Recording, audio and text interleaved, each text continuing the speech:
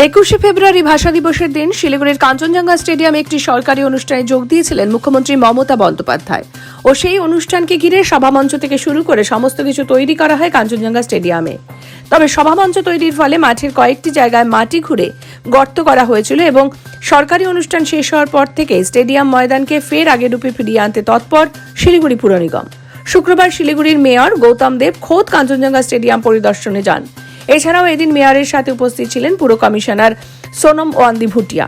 এদিন পুর কমিশনারের সাথে পুরো স্টেডিয়াম ঘুরে দেখেন মেয়র। পাশাপাশি মেয়র জানান কাঞ্চনজঙ্ঘা স্টেডিয়ামকে নতুন রূপে তৈরি করার পরিকল্পনা আগের থেকেই চলছে, তার জন্য অন্যান্য আধিকারিকদের সাথেও পর্যায়ে পর্যায়ে বৈঠক চলছে। তিনি আরও জানান মাঠের গর্তগুলো আজকের মধ্যেই ভরাট করে খুব দ্রুতই মাঠকে আবার আগের রূপে ফিরিয়ে আনা হবে।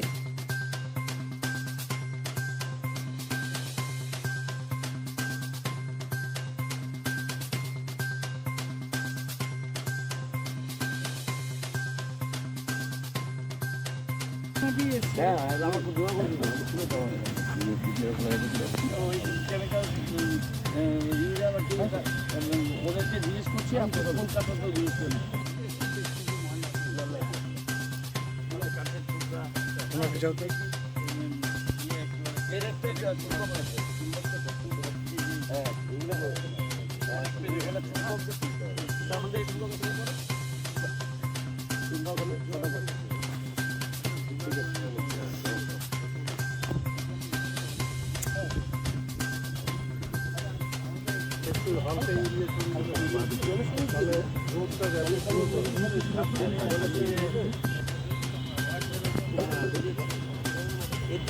আজকে বলছি না আমি, সেগুলো নিয়ে অনেক ডিটেল আলোচনা হয়েছে আমাদের।